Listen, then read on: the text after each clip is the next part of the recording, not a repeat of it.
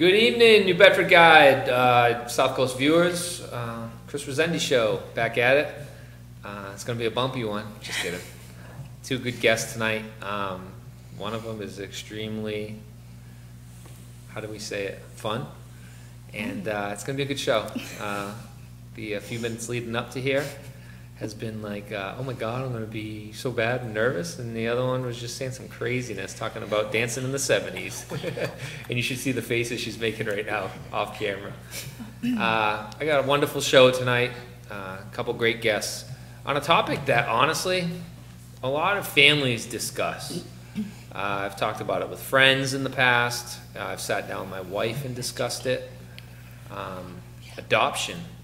And actually, when you discuss adoption, one tends to, include foster care. Foster care is a whole different thing, and we'll touch upon that as well. The pros, the cons, and the experiences of two adopted women now. They were both adopted at a very young age, one a lot younger than the other. So we'll get different perspectives on their lives and what it's like to be an adopted child in America. I had no idea, no clue about this topic. Like I said, their lives. Whoops, let me hit that. The most that I've discussed is probably saying, hey, someday, I had a healthy boy and a healthy girl, and, with the wife, you always say, maybe I'd adopt someday. Maybe we can make a difference in some child's life that, doesn't have a family. And that's probably, if I were to go for another child and both of my children still remain nice and healthy and, growing well, I might go that route. Wife and I have discussed it. Right now, financially, it's a no-go. But if we do decide in someday to add another member to our family that's not a bulldog and it's a human, it'd probably be the adoption route. You're done hearing from me. Before I let you guys off the hook on my ugly mug and put these two pretty beautiful women on camera, I am going to be making an announcement on Monday. I sat down today at the United Way. Last week, I met up with the girls over at the Wash House in Fairhaven, and they helped out with Cuts for Kids.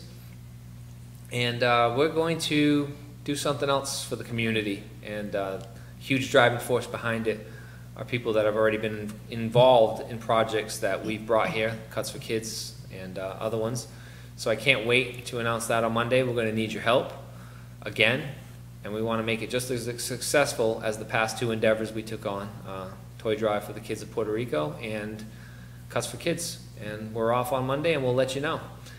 No further ado, Sarah and Brandy are our guests tonight. Both are beautiful women who are adopted and from this region. They were both adopted, like I said, at different ages. And we're going to touch upon a subject that many of us don't know and some of us just kind of overlook. And it's pretty important in society today. If you look at the numbers of children that are now being adopted, I think it's 135,000 per year. And that doesn't include foster care. There's another 440 per year, 430. That are in foster care per year. Probably way more than that. I'm probably butchering these numbers. Ladies, thank you. Thank you. Thanks for having us. You want to do something crazy to get it out of the way, Brandy? Yeah, it's a little nerve-wracking. Not just a tad. You're good. You're good. We got a good viewership. We have your trainer in the corner there, Jared, watching. I can see yes. that he's on here watching. Oh, hi, honey. Jared's one of the greatest guys I know. Good dude, and he can knock your teeth out. Mm-hmm. It's a rare. It's a good combo. It's a rare combination. Usually the good guys aren't knocking teeth out, but yeah. He's legitimately one of the nicest people that we'll ever come across. And he says, "Brandy, we're here. We love you." Aww, I love him. And All then, right, I totally lost my train of thought now. Oh, don't do it. My boy Keith Paul, fresh off his show last night, row one, seat one, debut. He's watching. Great show last night. If you didn't catch it and you're a sports fan, you want to hear a bunch of guys talk about craziness, watch them on Wednesday nights. All right, girls, let's get into this. Now, I don't know anything about adoption. Okay. I had friends, I've had people that I worked with that actually fostered children, which is different than adoption. Mm-hmm. why don't you go first, Sarah? Okay. I mean, tell us about when you were adopted and your childhood coming up. Just little points, you know. Sure. Not a problem. I was adopted at 1 month old in April of 1985. I was born in Boston, in Malden, actually, right outside of Boston, and I was in foster care for 3 weeks. And then I was adopted to a couple that lived in Lakeville that wanted a biracial baby, a baby girl.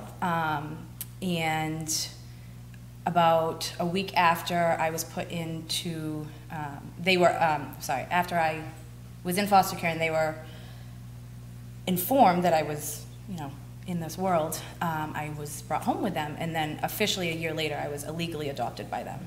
But I've been with them since April 19th of 1985. That's a long time. It's a very long time. Now, time. here's the one note that I had from our prior meeting that I do remember vividly, and it's awesome. They wanted a biracial baby. And now, what did you tell me that? I look exactly like them. I do. It's amazing. My mother has a side-by-side baby picture of her and me, and it's weird. It's identical. That's amazing. Yeah. Now, you came a little later into your adopted family. Yeah. Yep. So I, ever since I was 3, my parents had been watched by the cops. I'm actually from Florida originally, and they were in and out of jail for years. And 3 years old, my parents had a boy. So they had 2 kids that they were really watching, really, because they weren't being taken care of the way that they should have been. They both individually made very bad choices. So for 2 years, it took the state of Florida to kind of just keep monitoring us to make sure that, you know, we were being not taken care of, but, you know, kind of what do we do with these kids, essentially. And when I was 5, we were taken from my biological parents, and it was only supposed to be a 10-day transition.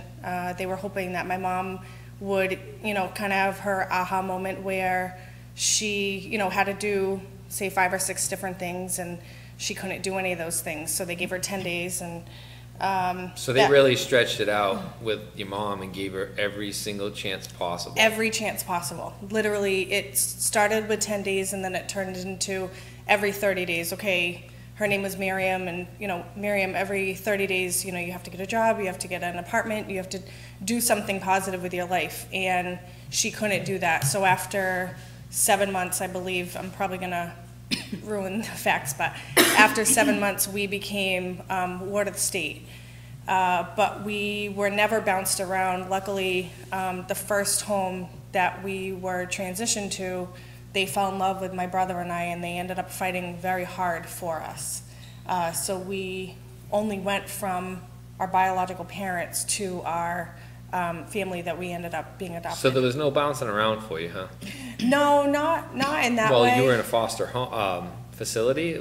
Yeah, so essentially the house that we... Do I look at you or do I look at here? You're doing it. I'm like actually impressed. I'm watching her on the Okay. computer screen, and I'm like, man, she is like on this camera. Every guest is like, even myself, like I have a hard time looking at you. Like, you know, Do I look at you or do I look at the camera? You do whatever you want. Okay. I am not going to Hi, tell guys. a pregnant Sorry. woman what to do. This is Believe me. that. I have 1 Especially hour a pregnant here. woman? Yeah. I get enough hate mail. I don't need. Okay. You treated that pregnant girl like crap. Who do you think you are? You chauvinist pig. No, you're so good. No, so we. I apologize. So yeah, so we were never transitioned from home to home like a lot of foster kids. A lot of foster kids in every state throughout the country are bounced from foster home to foster home. The only time we were kind of bounced around, they have to get permission from the biological family in order to travel outside of the state for any vacation. And they had gone on a vacation, and my mom, for whatever reason, wouldn't let us go. And it was the longest 2.5 weeks of my life. We both were, we came back to our family after being bounced around in 2 weeks, literally 2.5 weeks. We had diseases, we had all these different things about us, and the system literally lost us. So it was definitely a crazy time, but other than that... You were like, what, 5 at this time? I was 5, yeah. So after literally, 18 months, we were fully adopted. So it was never an issue of, well, where are they going to go? Where do we place them? Now, excuse me for the lack of terms or whatever, the lingo used in the adoptive world. So once your adoptive parents took possession of you, Yeah. was there any further contact with your biological parents afterwards? Or was there like Yeah. a visitation schedule that needed to be met? Yep. Yeah, so it was always supervised visits every 30 days, I believe up until 7 months. And she lost that, I actually just found this out, she lost that right after the 7 months because the last visit she came drunk. So the guardian ad litem, I believe is the name of it. They're actually the person, if you want to quote terms, there's lawyers for both sides, for the adopted, the foster parents, and then the biological parents. But then the guardian ad litem is a strictly volunteer position, and they look at only the children's best interest. They don't care about any adult in the situation, what is going to be the best thing for the child. So my guardian ad litem really advocated for us, and she really pushed for the system and for any judges to keep us with Suzanne and Peter, and it was a very, this is what needs to be done, and there was never any veering off from that at all. So how long did sounds like a decent amount of time went by. 7 visits once a month. So Yeah. when this was all said and done, you were what, 6, 7 years old? Yeah, so I was 6 years old. It was a month shy of my 7th birthday when we got adopted. So that's at the age where you actually remember everything. I remember a lot. I remember a lot from my biological family. I really do remember bad events. And my mother, God love her, she's an amazing woman. She advocated for her children. My brother was too young to really understand what happened, but I went through years of therapy. Now you're calling your mom your adoptive mom. Yeah, I'm sorry. So when I say my mom, yeah. We do that. So mom is adopted. I know. I just want them to know. I knew what you were saying, but No, now people are appreciate it. confused. Like, wait a second. I thought No, her whenever mom we showed up say- drunk. So I So want people to. biological parents are biological parents. Yeah. Mom and dad are adopted. Yes. Like, Gotcha. there's So that's no a title question that's about it. earned. Yeah, for sure. Absolutely. They absolutely earn the title of that. With you, I believe it. I'm the character. Now, you didn't go through any of this. I did You were not. just an itty bitty baby that looked exactly like Exactly. you Yeah. were cooked in the oven at home, and Yeah. that's it. I did not have the experience that Brandy had, but I did have questions throughout my entire life. Of course, yeah. We'll definitely going to touch Yeah. upon Oh, that. I 'cause could talk that's- for days on that. Because, the abandonment thoughts and all that stuff, we're going to definitely touch upon that. I just wanted to kind of line up where you came from and how you got there, and show people exactly where you're at in this adoption process and how it started. Let me just fast forward to today. You're here now because you started a group.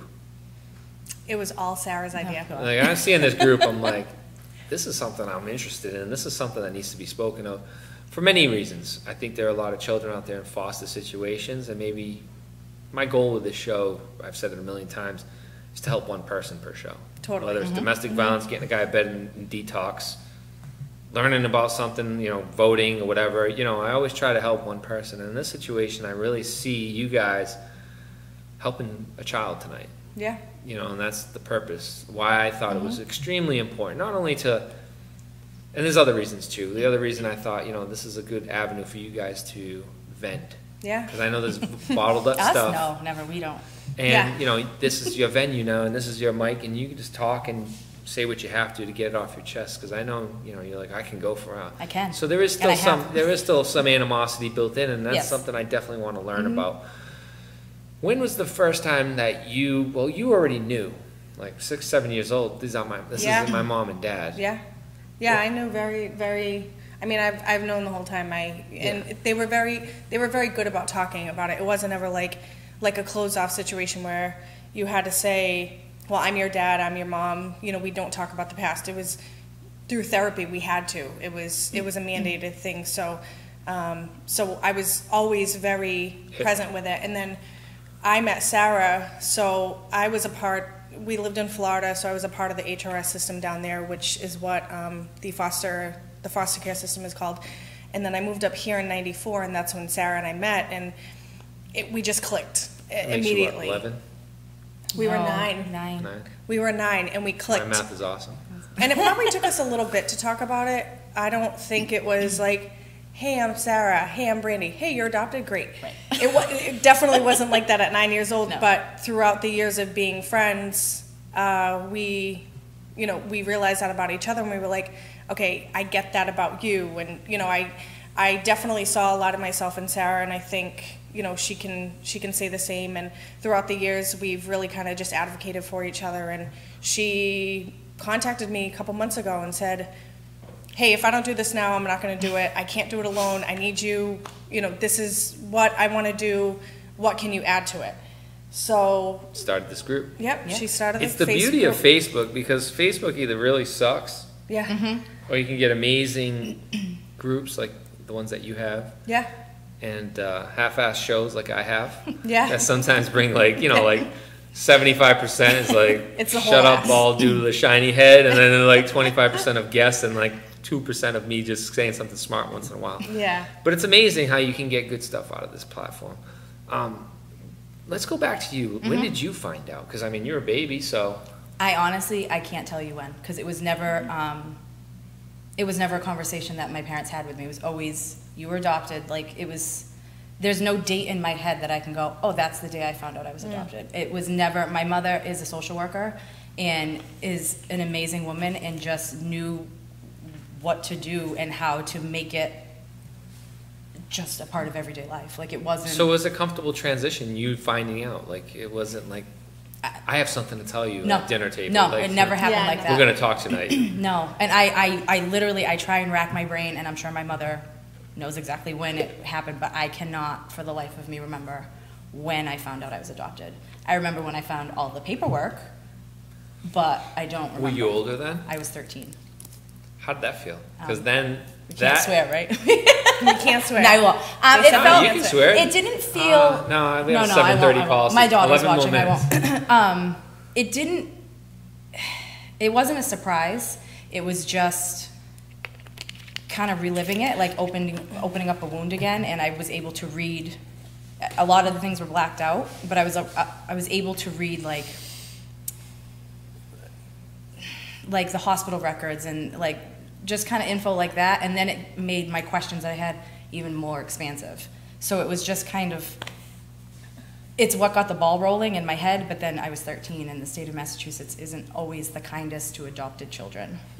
I'm going to leave it. No, you don't have to leave it, because we're going to open this up, because we're going to revisit this. It might not be in studio, but I definitely want to have Alyssa on. And I have ways to do it where we can just, you guys sit in front of a laptop and we can do this again. Yeah, absolutely. Another time. Or we can do it in studio, but I want to talk about that system as well, because she, and what you've just said, it needs to be spoken. You just can't, I don't want to say it. Well, I'll say it. Why not? So, I mean, There you go. you can't That wasn't hard. I can't.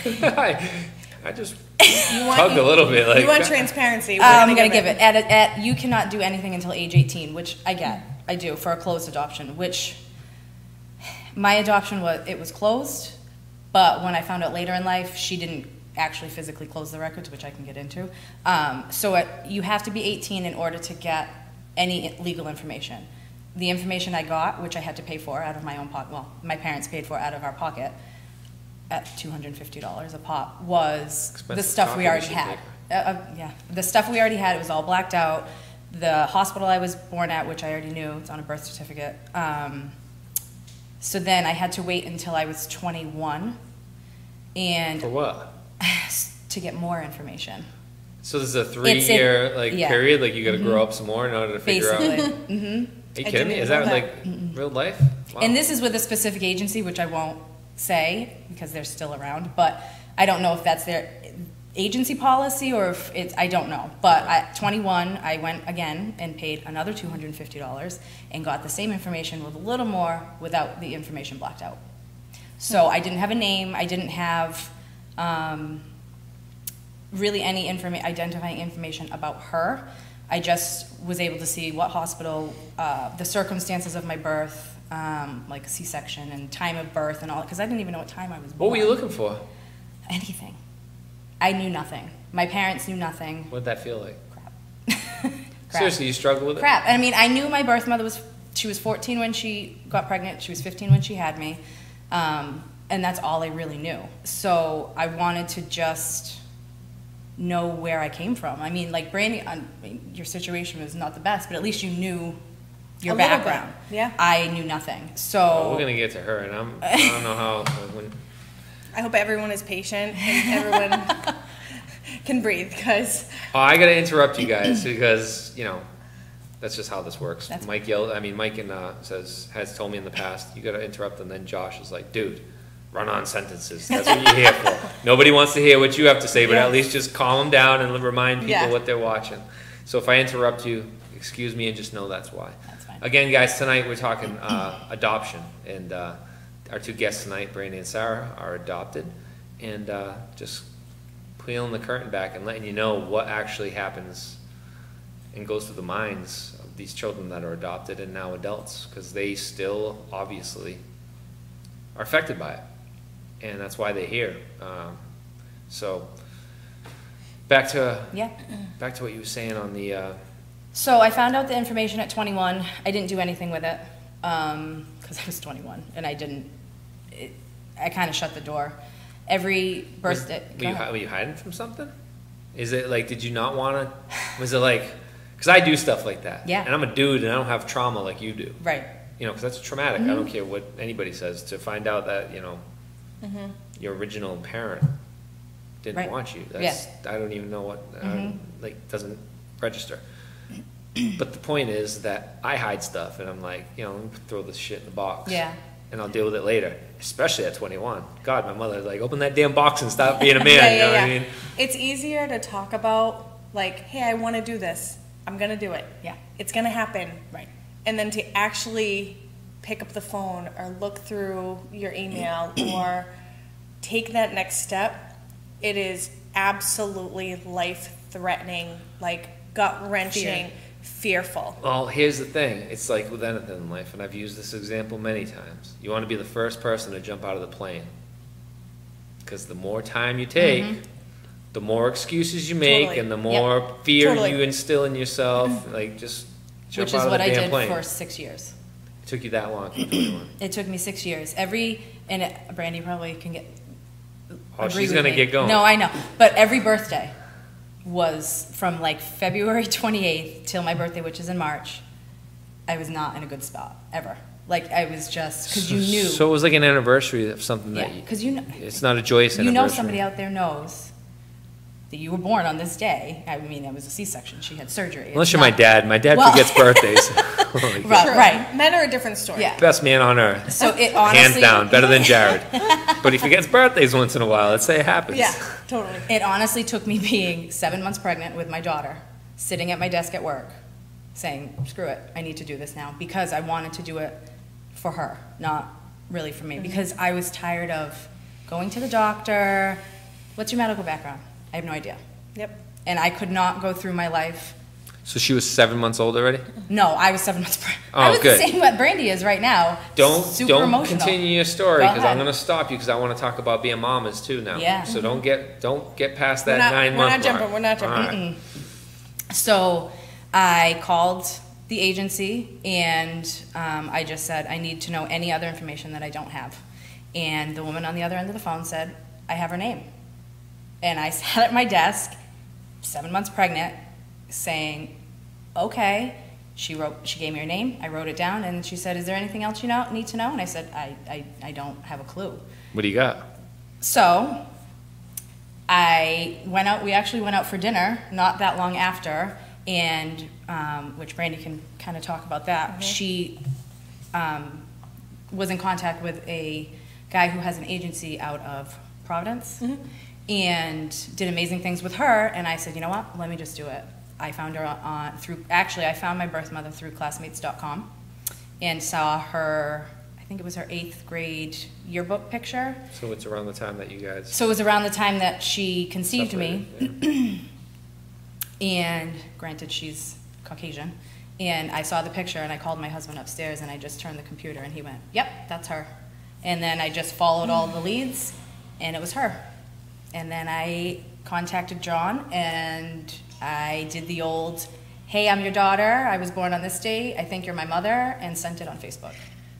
So we were on Facebook times? Yeah. This When was the- 2000. MySpace? No, No MySpace? 2013. I miss MySpace. I do too. MySpace was great. The songs, the Dude, background. now you put a song on Facebook, they delete I it. know. Like, And you always had a knew. friend in Tom. Yes, I and know. people yeah, but knew the what was going on drama in my of life. your top 8, then it was top Oh, 16, and it it was was like, like- Oh yeah. there was problems there, you know what I mean? Start dating a girl and she's not even on your top 12, like, what's up? Like, easy. It was That a is big true. deal when I became my husband's top, like the number one. I was like, oh, I am in. I am in. Adoption. We're here to talk adoption, not Tom and MySpace. Not MySpace. Tom, you were a good dude. We turned on you, and I don't know why. So yes. So, Brandy, I want to go back to, if you want to talk about it, you figuring out this paperwork stuff and going through Yeah. all that stuff. How did you, like, go about, so now you're 7. Yep. I don't want to skip past all that stuff either. No, that's okay.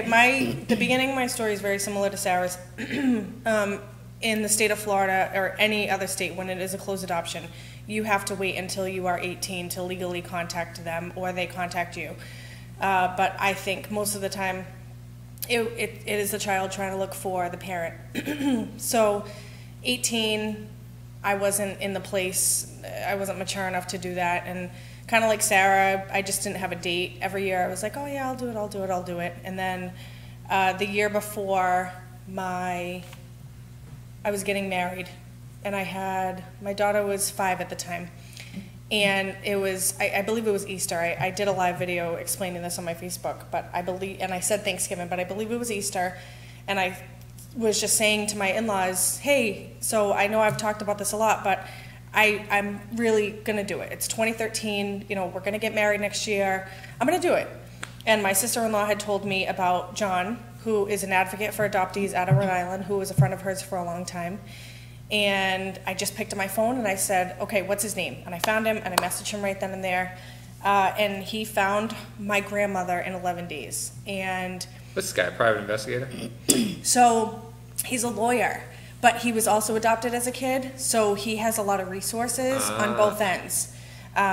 So he went through the process years prior and realized what he needed for So resources. now he knows the process, So and he helps out people. He helps a lot of people. He's great. For free. Might be someone to talk to Why don't you in plug the him? future. I'll plug him. What's his name? I'm pregnant. Hold on. John. Hi, John. I All don't right, know. I put you on the spot. Yeah, we'll talk about that later. But anyway, We'll put it on our page. We will. yeah. No, it's amazing if this guy's a resource Yeah, like that. That's all he's right. great. Sorry if I put you in a bad spot. No, that's okay. So he went to town and he tried to find my mom, my dad, if I had any siblings, anything. And one of his last people to try to find was my grandmother. So he went through however he found extended family. And he found my grandmother, and she was the only person out of the, say, 20 people he looked up that had a landline. And later on, I found out that my mother was a homeless person living on the beaches of Miami. We don't know where my dad was, so she had a landline. So Which only grandmas do nowadays. which only grandmas do. She didn't have a cell phone, which is such a good point. But She probably had a jitterbug. yeah. What Sarah had said, and he had coached me. He literally said, a lot of people in this situation have moved on with their lives. They have new lives. Maybe they had kids, whatever their current situation is, they don't want to be found. So what you want to do is you want to verify that she is who she is. Her name, her daughters, because I through him I found out that I had an aunt. That was my mom's sister, and just different things. So he was like, okay, take these 5 things, pick 2 or 3 of them, verify that she is who she is, and then after that you can open up, and kind of explain who you are and whether you wanted to, go from there and how it would work. So I called her like right away. I remember I had just come back from a run. I was sweating. My daughter was at school. Like, it was probably not the right time, but it's one of those things, if I didn't do it right then and there, I wasn't going to do it. So I did it. You're looking at the wrong camera. Why? I'm just playing. Go ahead. No, here's my Josh, camera. This is the first guest that's never looked at me. Okay, so there's 3 cameras. I have Sarah to my right, and he's a little bit kitty-cornered, so I'm trying to do the I'm just politically right playing. thing. Okay. So you go meet. No, please do whatever you're doing an excellent job. I'm just trying to lighten up the situation, and it's 7:30 already. I know. And you were so nervous. What are you talking about? Okay, so you're meeting I'll grandma. try to be quick. Okay. No, don't be quick. Keep talking. You got 78 viewers. I could just go for days. So I called grandma, and the cutest little voice, very, very strong Colombian accent, answers the phone. Hello. I have to say that every time because she was just so cute. Followed by housekeeping. Hello. Room number 212. So she gets on the phone and I ask her name. I said, is this Inez Munoz? And she says yes. And I said, okay. I said, did you have 2 daughters, Miriam and Amira? And she said yes. So I knew, like, right then and there, I was like, this is it. How does that feel? Like that moment, like when it's confirmed. Gut-wrenching, excited, nervous. Like just nervous, or was it like anger or happy? Like there wasn't any anger at that moment. There literally any anger and negative feelings. It's like a relief. Like you have some contact with somebody. See, this is the stuff like I'm interested. Yeah. Like and I'm sure other people. It's like, how do you like? Yeah. Oh my God, like there might be. Other and people, I do have friends that it was anger. Yeah. It was. I didn't carry anger because I'm the type of person where I was presented a negative situation and I could have carried that negativity on forever and ever, or I could have. I got you all jacked up. Look wherever you want. You did. I'm probably Look wherever you want. Look wherever you want. I'm all red. You're looking at me like I did this morning. I had to go to the chiropractor because I was looking at people talking like this. My neck was cranked. So you felt good about this. So what happened now? Like it was just butterflies and rainbows. And awesome. I just said, okay, I don't know how else to say this. Miriam gave my brother and I up for adoption however long ago, and she just gasped. And she said, oh, is this Brandy? And I couldn't say anything. I couldn't breathe. I couldn't talk. I couldn't anything. And I remember I was standing in my living room, sneakers, sweating, headphones, and I just dropped. And I just started hysterically crying. And I just remember saying yes. And it took me, to me, it seemed like forever. But what was her involvement? As from 5 and under, when you were around, was she around? She was very involved, and I've gotten 2 different sides to the story. She explains that she knew that it was better if she would have taken us in, that we would have still had contact with my mom, and it wouldn't have been a good thing. But I ended up meeting my biological cousin, who said that she had issues, and I get 2 different sides, but I think what was done was the right thing. Not having any kind of contact, because I know people in the system. Well, if your mom's still living on the beach. Oh, totally, 100%. Yeah, and I truly believe that God didn't want me to meet her. God put you in a good place, Yeah, I wasn't supposed to have that image of her. I was supposed to move up to Massachusetts with my family and 100%. live the life that I did. But meet Jared, the good guy. Meet my husband. I like him a lot. I hope so. A lot. You're walking around with this baby girl right now. A lot. I'm on baby number 3. He's great. So you meet grandma, and do you still remain in contact with her?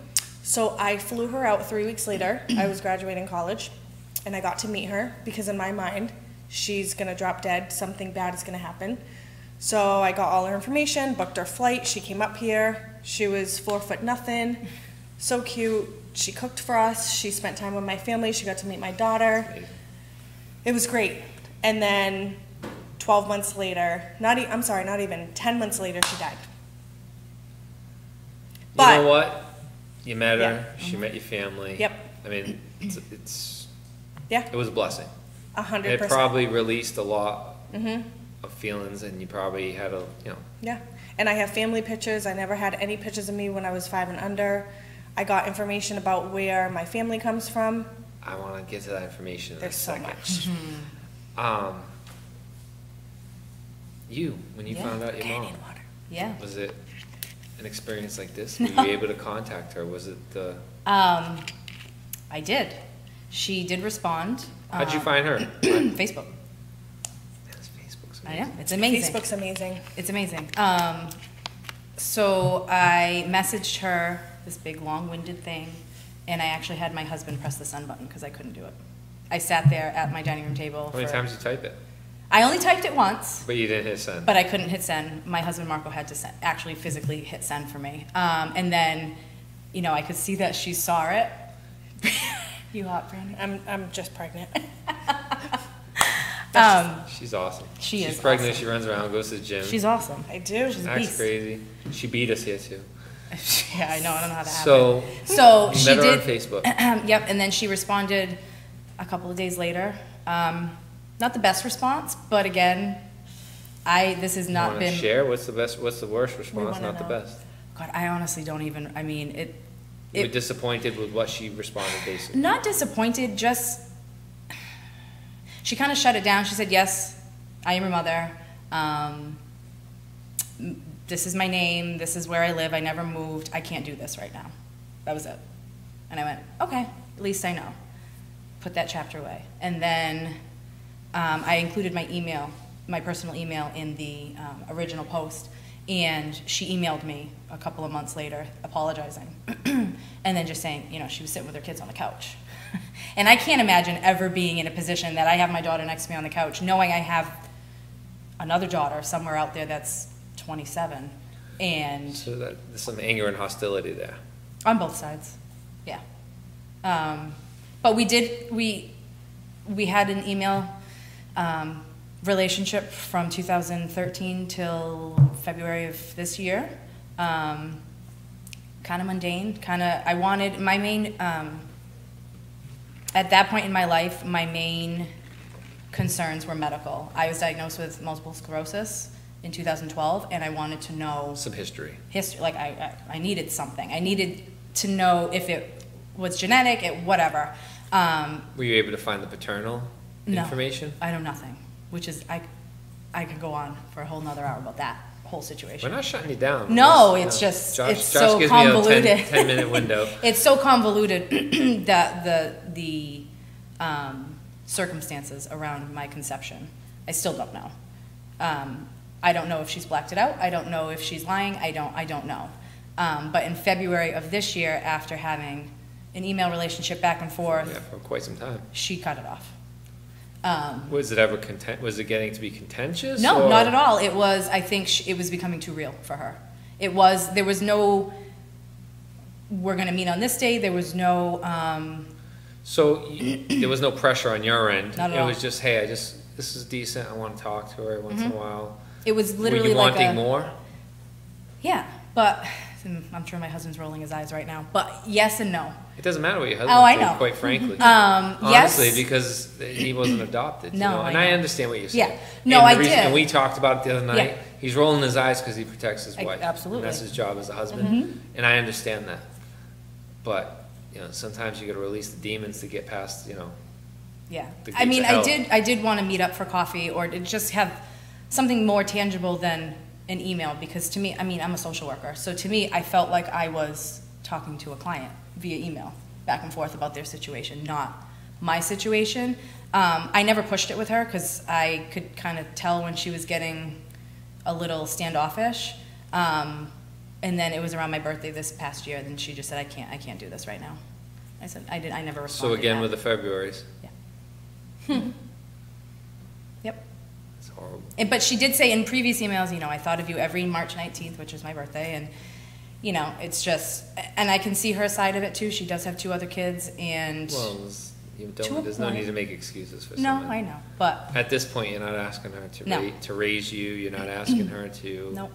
do any of the above. You're Right. just asking her to have a simple relationship Yep. with your mom. So I'm at the point in my life. And maybe even your brother and sister. Right, Because you don't have a brother and sister, right? I You're do an only not. child. I am. So literally, you have a brother or sister, or whatever. What are her 2 children? A 1 boy and 1 girl. So you have a brother and a sister Mm-hmm. out there as well. Yep, and I know who they are. They're on Facebook. I know their names. I know everything. Facebook stalker. No, Good I stalker. mean- Good stalker. Just listen. I'm It's trying to just lighten it up. information, not stalking. 100%. But yes, I do. I know who they are, and yeah, You But- have a plan on?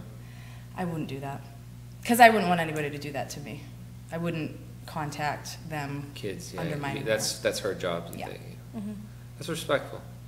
I try. I mean, Although, You could get Her catty mother about was a you could different get story. catty about all this, you know. yeah. Oh, your mom? No, my birth grandmother, who is still alive, who played a huge part in the whole process of me being adopted. Not in a good way. I know her stuff too. Have you reached out to her? No, not yet. She will. Maybe. You will. It bothers you. It does. Oh no, it really So get does. it done. Listen, this stuff that you bury, and every person goes through it. I'm not adopted, but there's shit in my world that, you know, I buried. And up until recently, you know, in order to grow as a person, you could open that box and dump it. Which is part of the reason why I started the group. Because it's like, well, good. You understand the ball and chain and what I'm trying to get to. Yep. No, I do. I'm talking to a social worker. I'm talking to an educated woman I know. who's been through hell and back. And, you know, you had a great life with your Yes, adopted absolutely. parents. I would not change a thing. I don't want to say you've been through hell and back, but emotionally you've been through a roller coaster that some of us will never understand. I'm a mama's boy till the end. To the end, like I love you, mommy. I still call my dad daddy. Like I'm 6 feet, 200 pounds. Solid. I got this dude that's like 5'9", he's a Portuguese guy. And he's like, I love you, Daddy. He's like, oh, I love you. And he just recently started saying this, you know. Oh, yeah. You know, my dad's always I don't change diapers. Yep. So it's tough for me when I say you've gone through hell and back to know that somebody out there like my Bert and my Rosemary tossed you. You know what I mean? And it's crazy. So Sarah and I had actually talked about that many times, where it's no matter what your situation is, no matter how good of parents you have, you're constantly trying to find your identity and be accepted, whether it's through a spouse or through friends or through whatever kind of relationship that's currently in your life, you know, employment, anything. You take things, I know for us, I can't speak for everyone that's in our situation, whether it's fostered or adopted, you take relationships to a different level because you don't really know who you are. And you don't. I love my life and I love my story, and it's my story and it's her story, and everybody has their thing, whether you have, you know, your family or not. It's everybody has their story, and it doesn't make it right, it doesn't make it wrong. It's yours and it's yours to keep. But for her and I, we always felt like something was missing, and it was. Well, you feel like something's missing, and I'd imagine that you feel like a hit on your self-worth. Like, I can't believe somebody tossed me. Totally. And I think that's in your case, subconscious somebody feeling. was giving so many damn chances to keep me and Right. work for me, and they Yep. didn't. They found more important things than me, to my Yep. brother. You're 100% right. She had no value. Like, the three of us all have children, and I look at my kids and I'm like, I would do anything. To have a grandma. Oh my gosh, absolutely. Like, I don't even think about that. Like my kids have two wonderful grandparents. Yeah. That didn't even process. Yeah. I'm sorry for that. yeah, You know. Now, there was something that we discussed. I don't know if you want to get into when your grandmother died. yeah. You left off at that. What happened after that point?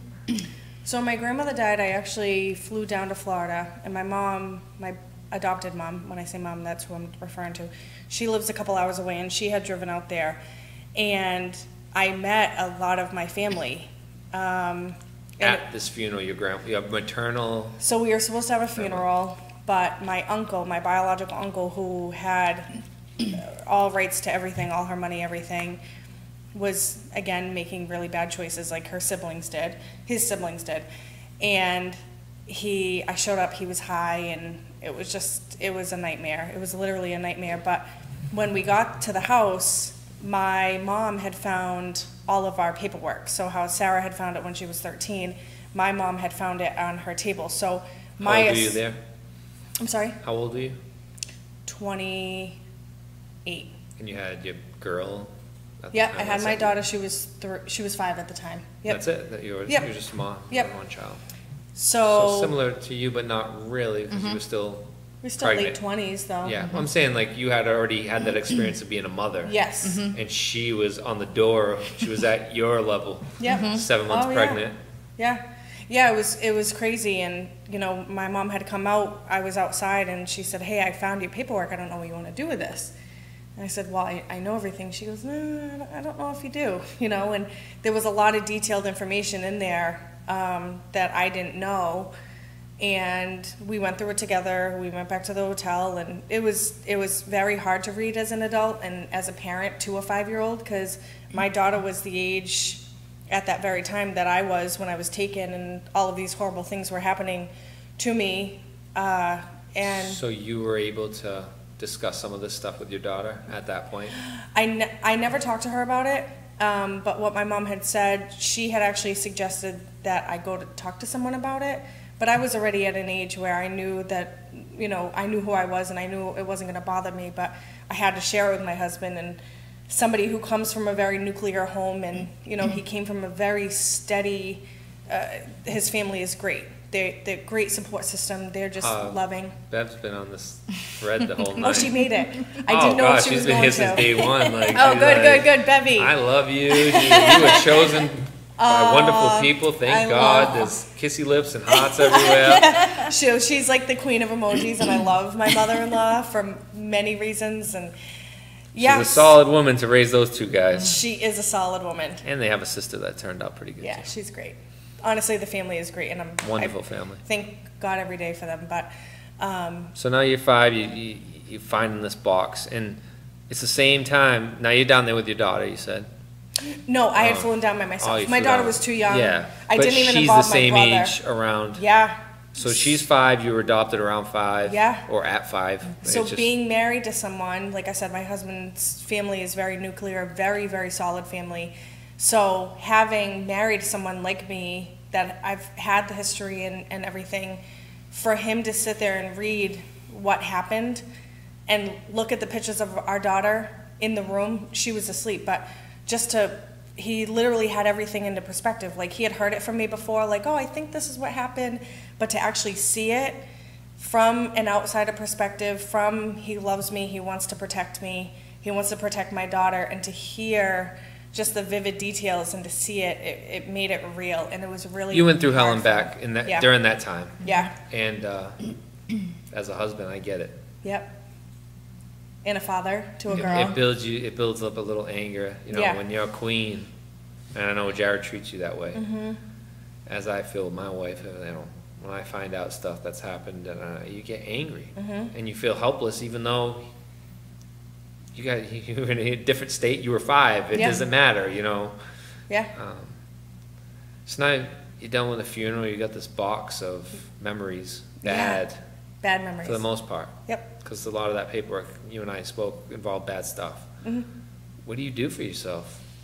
Did you just try to push it aside, or did you say, "Man, I gotta talk to somebody about this"? No, my mom had suggested me talking to someone, but honestly, as a child, my mom had been like, you have to go to therapy, and I had worked so far past that, and what it did was it built this feeling that I had already had, but it was just more entrusted in myself, where you have this little girl that's never gonna feel a day ever of what I felt, and it was just such a calming feeling that I was like, okay, this is my life, that's what my life could have been, and it just, every day since then, I've just been more thankful and more loving and more compassionate and more open to life, because we're humans, and I feel like a lot of people lose that idea of humanity, and then, you know, people think life's a competition, life's a race. No, we're humans, and we need to help each other, and we need to get together and love each other more than what we do on a daily basis, and it made me a better person. I'm all about it. Yep. You know, I was on that side where I was part of the problem. Yeah. You know, I made a lot of good changes in my life where, you know, I realized what you're realizing. Yeah. It didn't take a big incident like yours, thank God, Yeah. because, you know, you're a strong person. You're a strong person for dealing with it. And Thanks, Chris. but it's amazing that you guys are able to now succeed and thrive. Mm-hmm. You know, especially that box. His husband just wrote, "I broke when I read that file," which is crazy. Let's bounce back to Sarah. Again, we're talking adoption, folks. For those of you who don't, who just tuned in, these two young ladies adopted, and they're here to discuss their story and hopefully help out some people out there. Now let's talk about your adoptive family, because ultimately, I want somebody tonight to say, look at how amazing these girls are and how they were saved by their adoptive families. I mean, we've gone 52 minutes on just you and how you felt, and we're gonna I cut you guys short here. I didn't realize it, and I apologize. So we're gonna have to come back to this. But I want to give some credit to those who took the initiative to raise two wonderful women and give them the credit they deserve. And how does it affect them now? Do you discuss, hey, I'm going on a show? Because here's the thing, it could go two ways. Like, they could be like, go ahead, you do you. But I can also, just thinking about it, I was like, I wanted to, like, the thought literally ran across my mind, like, are they going to say they're unhappy? And as a parent, what's the number one thing that you want for your children? To be happy, yeah. That's 100%, like, that's all I care about is my kids to be happy and succeed, and be in a good place in life. They'll figure out the rest if you're happy. If you're in a bad place, Right. it's going to keep, bad shit keeps happening. But if you're in a good place and you're happy, that's when good stuff happens. My parents it's been a discussion for my whole life. I told, my mother's Brandy knows, she's a super sap. She cries over everything, good, bad, indifferent. My dad is very supportive. He's a very quiet creature. They're proud, they're happy, they're anxious, they're all the things that a parent would be when your child wants to branch out. And I think that they are, in a way, relieved that I'm finally expressing something that I've talked about for years of wanting to do, is just kind of opening it up and helping. I mean, that's why I went into social work. It was that, and my mother's a social worker, but I want to help. It's a family business. It is a family business. I want to help, and I want to do what I can do, and like, I'm in grad school now, and it's just, I want to do everything I can, and like, eventually I wanted to be an adoption social worker, and I have many, many friends who are probably watching right now who are social workers and adoption social workers, and it's just, they're proud, and I know Brandy's mother is. What did your mom say? Like, hey, I'm going on. She cried. 10,000 people going to watch me tonight. She cried, and then she said, well, when can I see it? Because she doesn't have Facebook. And her birthday's tomorrow, so. It's on YouTube. Birthday present. We're streaming on YouTube right now. Aren't we, Josh? Yeah, but my mother doesn't really know how to turn on. It's fine. I'll show her tomorrow on her birthday. It's fine. Here, Mom. I got one of those at home. Here, Mom. My dad will be my like, dad will probably YouTube, watch. what? I'll send it to them both. I put my dad on a fire stick. Oh, my goodness. Hey, this is broken. Oh, Dad, you are, buddy. Yeah. How about you? I know, now, I've met your mom. You guys work out together when she's up and around. Yeah. It's pretty cool that you guys still have that relationship. Yeah. So similar to Sarah, people always say how much we look alike, and she's not biologically connected to me, but Well, I know you guys work out alike. yeah. She's so in my great mom, shape. my She's mom crazy was shape. she was a competitor, and she didn't start until she was 49, which makes it even more amazing. And Cool. Yeah, so she, as far as this, like, she's like, this is what you're supposed to do. You have a degree in marketing. You love to talk to people. Like, spread the message, get it out there. But when I actually told her, like, hey, I'm actually doing this, like, I'm actually going to find my family, like, she definitely broke down. She broke down before she broke down to me. She had a really hard time with it. When I had to go to Florida to see the family, she, without a hesitation, was like, okay, I'm going to meet you there. Like, not a problem. And Yeah, Mama Bear. yeah, but protective Mama Bear. Like, we Yeah, of walked course. in, she saw the situation, and she was like, she's like, And we I'm all know you going can first. handle yourself. I can absolutely handle myself. We all know that. But she is just a different level of love. So, and she's a very special, it takes a very special person to love something that you haven't given birth to. It's a very special Excellent trait. point. Yeah. Excellent point. I mean, Whether you adopt or whether you just foster, to take care of somebody from the time they wake up, literally for the next 24 hours, throughout however long they have the child, it's a very, it's just. I give foster parents the most amazing kudos because I personally could not foster because I would not be able to let any of them go. That's what we said. Like I would not. I would have like. If I had a squirrel at my house, I'd get mad when it had to go away. Never mind a child. You know what I mean? So it's. Yeah. And I also wanted to say I have to give Suzanne some props because the name of our page was from her. Yeah. So I want to just give her. Oh, we're gonna get into the page because we have questions that people wanted answered, and but I also just I want to give you guys. We got plenty of time for questions, and I lost track because I'm a mama's boy. You start talking about moms and stuff, and like you start thinking about like. Yeah, so the reason that my mom got into it, the reason that she got into it, and again, I didn't even know any of this until I knew I was going to go on the show, and I was like, okay, I need to know all these things. I'm an adult now, and can you tell me all these things? So I guess when she was about 7 or 8, her mom started fostering infants. So she always had it in her. Like, they never wanted to adopt or anything, but she said, when I'm of age, when I get married, I'm going to tell my husband, it really means something. It was important to her. Yeah. So she was fostering a few children within the first 30 days, and 3 months later, she took in actually this girl who was my neighbor. And she was such a bad child that my mother literally called the agency and was like, listen, like, I need a break. No such thing as bad children, I was told the other day. Oh. So she was a very tough child. Tough for children. And she literally was my next door neighbor. So it's challenging. They, when she went to bring her back, she called the agency and said, listen, I just need some time to regroup. I need to find myself again. It was really hard on me. And not long after, it was literally days, they called her and said, hey, we have this brother and sister that really need a home. I know you said you need a break, but they're good kids. They're not like this other child. So we showed up, and the guardian ad litem literally opened the door, looked at the house, and said to her, without us being there, and said, you're going to end up adopting these children.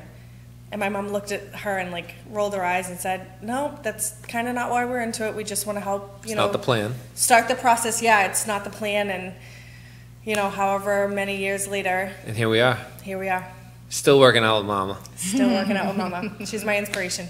That's awesome. That's awesome. One thing it came to me with what I want the next part of this. I kind of got the show thing a little bit figured out here, where I let you guys talk, but I still got segments. Your moms now. Mm-hmm. Different moms. You're not just a regular mom. You're the mom. We're super moms. Yeah. Brandy's super mom. Now. She's got times 3. 2.5. That's a little past half at this point. Yeah, I just did that, honey. How does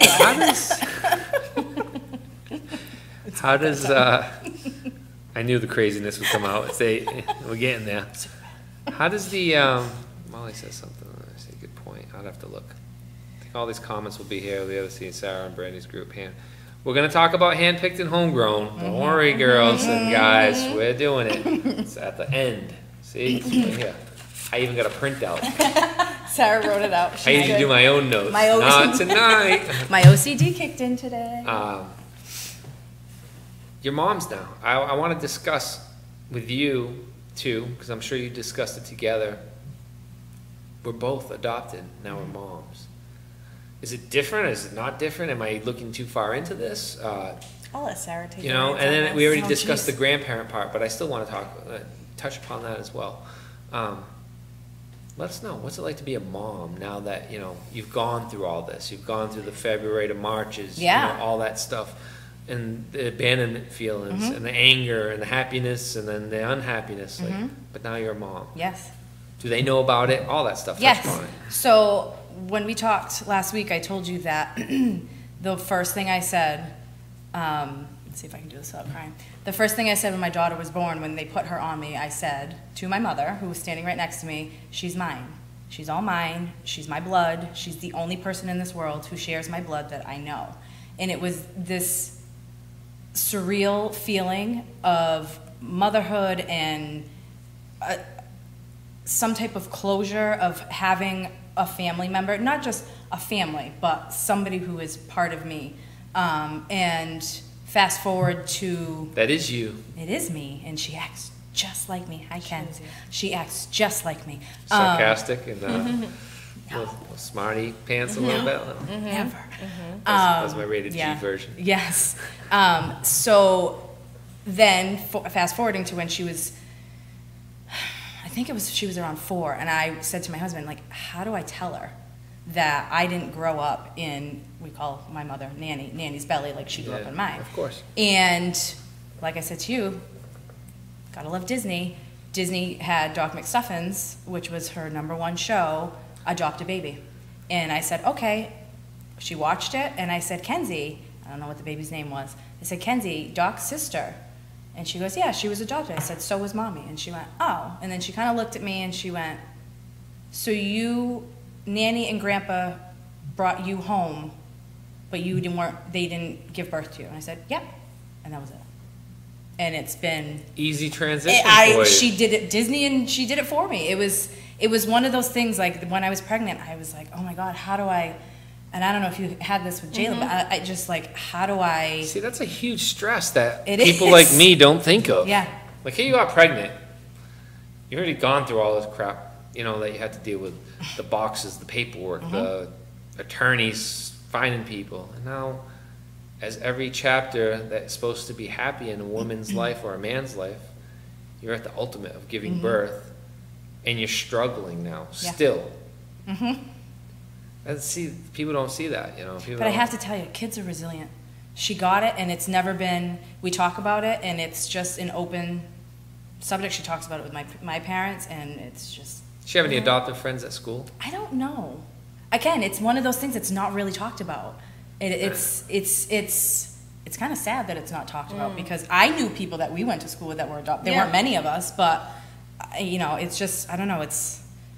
But it's also different times than it was back in the early '90s and the '80s. There was no social media. Hip hop sucks and all that. Yes, hip hop definitely sucks. Definitely. The situations are a little different, but yeah. So. How about yourself, Brandy? How does the conversation of adoption happen with Jayla? The same thing. I think I don't remember it like Sarah, but I remember just saying to my husband, like, I'm gonna be open with her. You know, she should know that Lala and Pepe are not, you know, they are, but they're not. Let's talk about Lala. What's that? She's not a grandma. Sue is not. That is She's a excellent. Lala. Lala. That's like that's a fabulous name for a grandmother. When I was pregnant, my mom, so she ended up getting remarried, and so her and her husband went to Mexico while I was pregnant, conveniently. And they were, you know, I'm sure there was tequila involved, and they were tossing around names, and abuela and abuelo, and they're like, well, we're not really Spanish, so we can't really go with that. So they brought it down, and she's Lala and he's Lolo. That is which is awesome. great. I would expect no less. None at all. To me, that's fun. I like it. I like it and a lot. she is a Lala. We are fun. I call my mom Moose. Don't know where that comes from. Yeah, And Lala. you know, we all got weird names for each other. It's the weirdest thing. So I love it. Yep. I love it. Now that you have this last part that I'm going to ask you, like, do you want your biological parents to be involved with your children? So I can't say that I do, because a year before I found my grandmother, my mother had passed away from liver failure.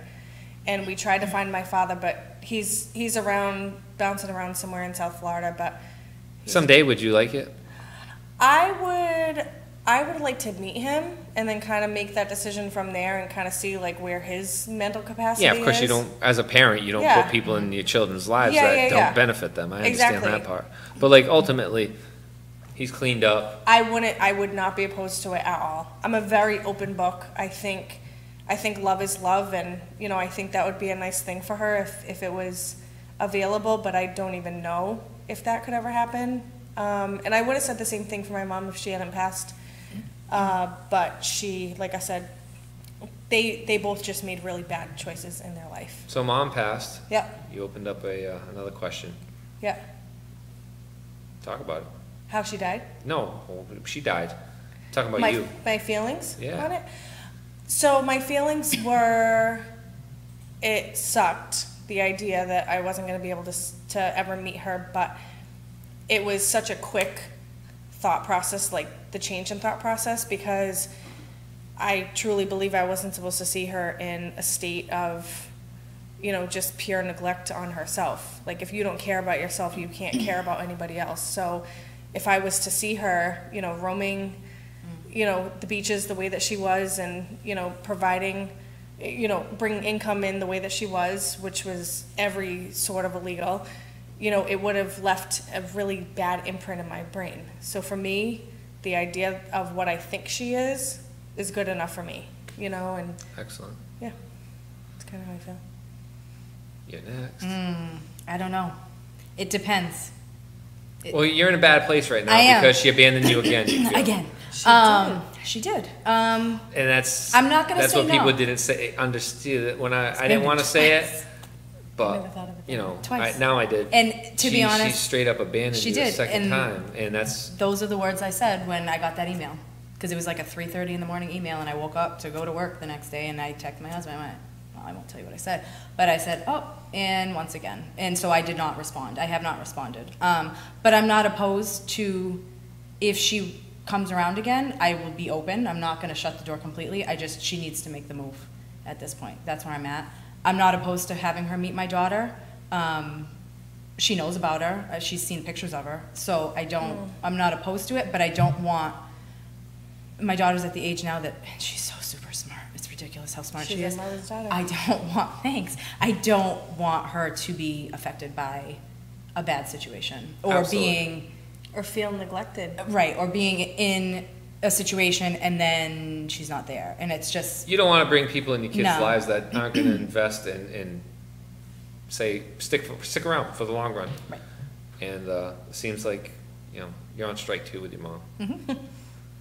3 straight. And I'm a 3-strike person, so... Better than me. I try to smash it on strike 1. Swinging for the fences. I'm like, I ain't striking out here. Anything else that I missed that you want to add on before we get to hand-picked and homegrown? I mean, like we said, we could talk forever, but no, I think I think we're we gonna- covered I think the that's- bases. I'm going to show you. I'm going to talk to you Just- guys after, and whether we do it here or on my page or in your group, Mm-hmm. I got some stuff that we can go live through the, Yeah. and I'd like to bring Alyssa on Mm-hmm. because there is a different aspect of adoption that I wanted to do, but unfortunately, I had the time constraints with people's prior engagements. We couldn't do that tonight, and I'm glad, honestly. Nothing against Alyssa, but God, imagine another person here. We'd be here till No. midnight.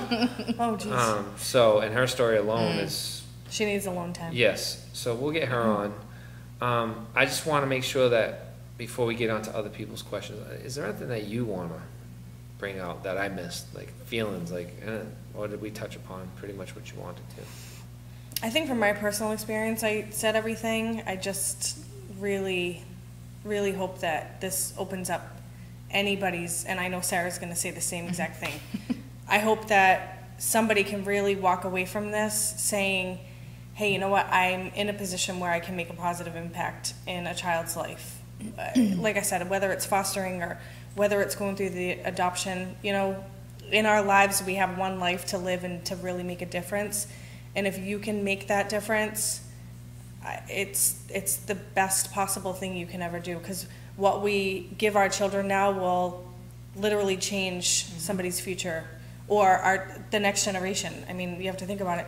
When we're all about elders, grooming the next generation. Yeah. Like if you could take a kid in and get them from bouncing from foster home to foster home, yep, show them love. you're actually helping yourself out in the future. If you Yep. can, show him love and teach him a way of kindness and Yep.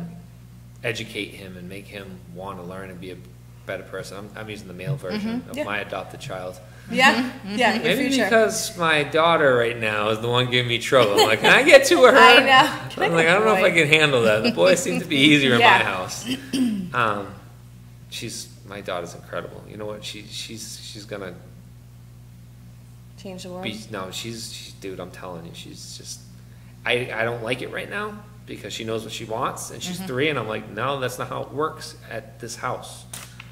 I'm the one who does things here, not you. But she's I'm got the that same way. energy, you know what I mean? When Yep. you're like, I appreciate it, I know what's going on. Yeah, my And husband see and I it would in- go like, what are you doing? And they were like, yes, thank God, she knows. Speaking of your Oh, husband, I had a comment, yes. I didn't want to interrupt you. Yeah. I'm sure he doesn't really want to involve his baby girl? No. Because he's already apprehensive with you. He is the guy that said, if you go meet your birth mother, I will be in the coffee shop at another table, staring. Yeah. So. Yeah, of course. Of course. Yep. Of course. All right, so let's get back to this group. What's the name of the group? Who set it up and how? So the name of the group is Handpicked and Homegrown. Brandy picked the name. I am the one who. I mentioned the name. You picked it. Oh, wow. You said that's really good, actually. After I got permission from Suzanne Yeah. to use her name. Yeah. Suzanne. Brandy's my mom. Okay. It was one of those. I was La Suzanne. She's laughing right now watching this. So I work in the school system, so I was off in the summer, and I was watching a marathon of some adoption show, and got all mushy and said, all right, and I literally text Brandy. I said, okay, I need to do this. Like, I can do it sitting on my couch, which I did, and it in the first day, I think we had 45 people, and now we have 470. No, it's growing fast. It's crazy. I've been keeping an eye on it, and It's you guys crazy. are active. Yeah. So the reason that it's called Handpicked and Homegrown is my mom has forever said these two terms, because when I was 8, so we were already with her for 3 years, she had a biological child with my dad. So she always says, I have 2 handpicked and 1 homegrown. So when I said that to Sarah, it just clicked. Mm-hmm. She was like, yes, that's everything. That's exactly what I want. And her perspective, and we had both 2 different ideas, but very similar ideas, where we wanted to add people and encourage people to the page for so many different reasons, whether you were adopted or you were considering adoption or you know someone that's adopted or you're a social worker or a teacher, or just literally there's so many different situations for why people would want to be involved in a group like this. And the amount of support that we've had, but I have a friend on there, I'm not going to say her name, but I have a friend on there who literally told her whole adoption story. My husband has known her since grade school, and he didn't know any of that. And I heard from her afterward, and she said, I've never come out like that. So it is very liberating to be able to tell your story and to get that strength to be like, this happened to me. What happened to you? Or how can I help you? Or whatever the situation is, and it's amazing. It's amazing what you can do when the right intentions are put into into action. And this is a topic, like Chris said, that people don't talk about for whatever reason. I don't know if people are ashamed or if they're scared. There's a lot of people out there that can't have kids. A lot of people that can have kids are having the kids for the wrong reasons, and there's just so many different ways to look at it. But we just really encourage anyone that wants to be a part of it. We're open, as long as it's positive messages and positive influences that you want to bring to it. Even if you don't say anything, you just want to add on to it and read, people's stories and whatever. And like Chris said, if we encourage one person, if we change one kid's life, it was worth all the work and all the feelings that go behind it, because it is a very emotional thing to go through. Waking up in the morning and seeing somebody post and having to read their, because we're both empaths, I think that's the word. So I read it and I can relate, and then I kind of have to shake myself and be like, okay, this person's in a good place now. Like, don't feel what they're feeling. So this group's kind of like therapy for yourselves as well. Absolutely. Totally. It's nice to have people like, we all look, it's a natural human instinct that we all gravitate towards people that are alike. And when you're adopted, sometimes that identity is lost because you're not really alike. You don't know what you're alike sometimes. I can see that being an issue. Some of the issues with childhood anxiety issues, that they brought up. I think we only have time for one question from that group for now. And I'll let you pick. It's your group.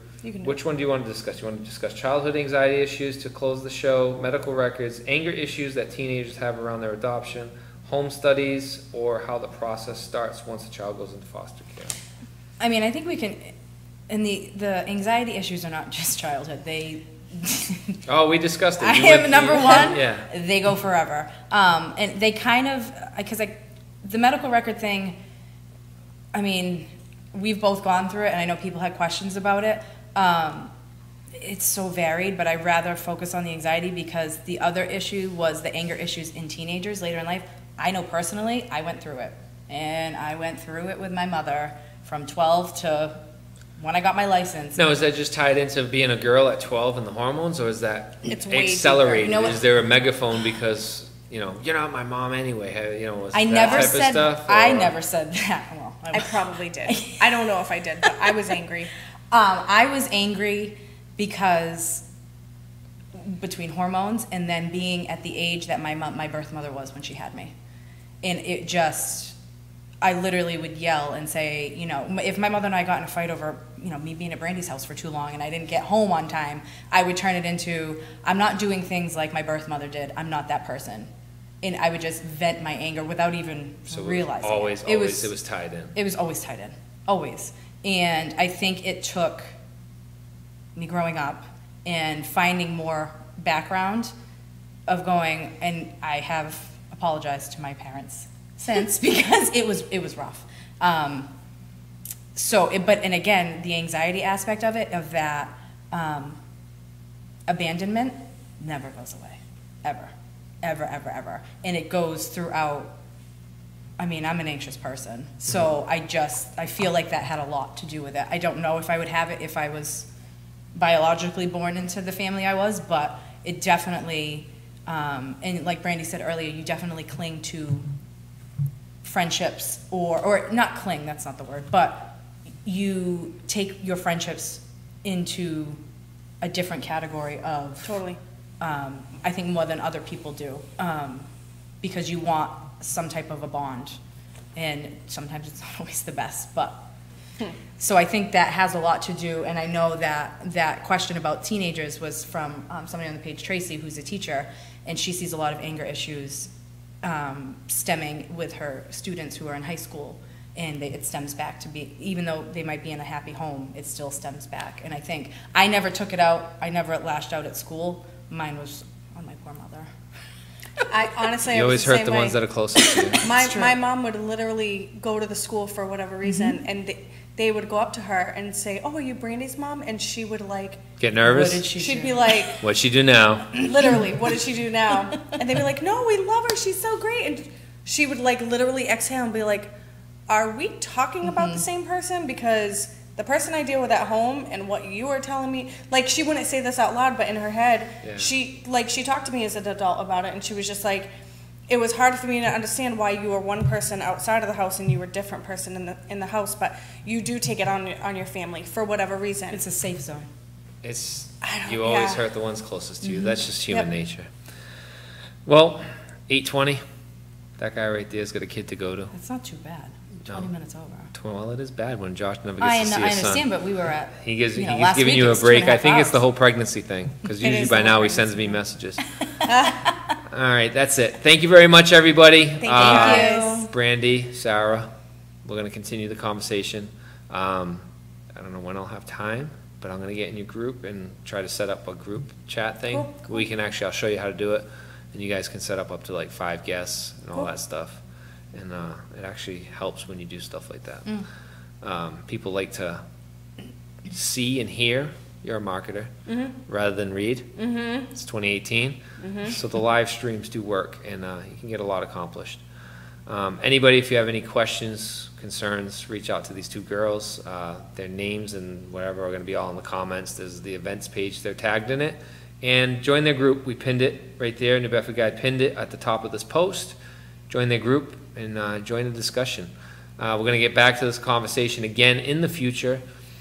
This time on the other side, and we may bring in some special guests who are absolutely terrified at the beginning of the show, and then we have Miss Congeniality over here staring at the camera the whole time, doing it correctly, and now, it wasn't so bad, was it, ladies? No, it wasn't. No, it's fine. I'm sorry. You I'm were all right. red.